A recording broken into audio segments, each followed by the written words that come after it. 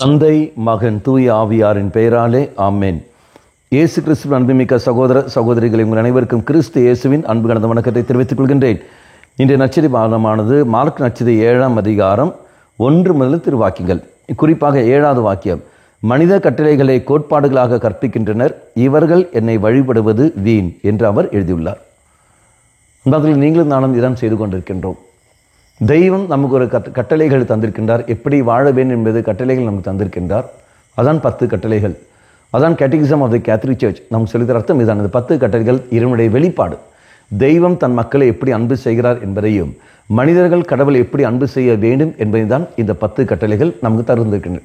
அந்த 10 கட்டளையை கடைப்பிடிப்பதற்கு ஒரு சுருக்கமான ஒரு வழி தெய்வம் கற்று தந்தார். அதான் திருச்சபையுடைய 6 கட்டளைகள். அப்போ இந்த 6 கட்டளைகளை நாம் கடைப்பிடித்தாலே 10 கட்டளைகளை நம்மளால் கடைப்பிடிக்க முடியும். இது ஒரு கைடு மாதிரி அங்கே இருக்கின்றன. ஆக இது நமக்கு தெய்வம் நமக்கு தந்திருப்பது.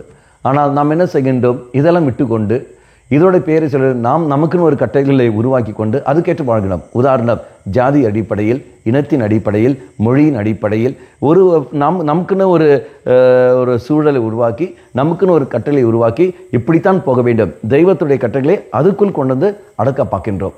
அன்பானவர்களே, நாம் செய்கின்ற ஒரு பணிகளும் அது எல்லாமே நன்மை தர வேண்டும். கட்டளைகளை கடைப்பிடிப்பதற்கு அது வழிவகுக்க வேண்டும், நன்மைக்கு கொண்டு போக வேண்டும். ஆனால் நாம் இடுகிற கட்டளைகள் எல்லாமே தீமைக்கு தான் போகின்ற மொழிய நன்மைக்கல்ல. பலவிதமான குறுக்கு வழிகள் நாம் கடைப்பிடிப்பதற்காக, குறுக்கு வழியில் போவதற்காக நாம் பல சட்டங்களை நமக்காகவே நாம் ஏற்றி கொண்டிருக்கின்றோம். இவன் கோயிலை வாசிக்கக்கூடாது, இவர்கள் கோயிலை வரக்கூடாது, இவர்கள் அப்படி செய்யக்கூடாது, நன்மை என்று நினைத்து கொண்டு நாம் செய்வது எல்லாமே தீமையாக இருக்கின்றது. பலிப்பிடத்தில் இந்த மக்கள் வரக்கூடாது, அவர்களை வரக்கூடாது என்று பல காரியங்கள் நாம் செய்து கொண்டு மற்றவர்களை ஒதுக்கி வாழ்கின்ற ஒரு வாழ்க்கை.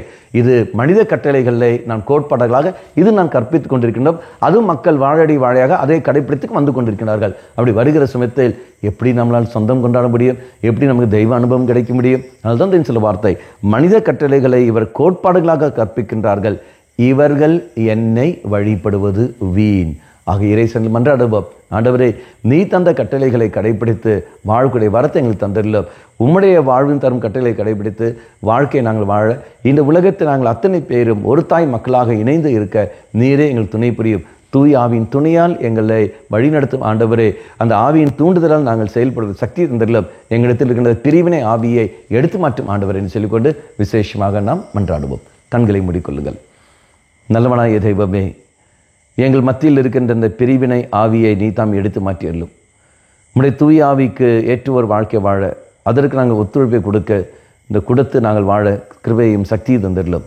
அம்மா மாதாவே, தெய்வ மாதாவே, எங்கள் மாதாவே, என் அன்னையே, விசேஷமாக எங்களுக்காக பரிந்து பேசும். ஆமென். தந்தை, மகன், தூய ஆவியாரின் பெயராலே ஆமென்.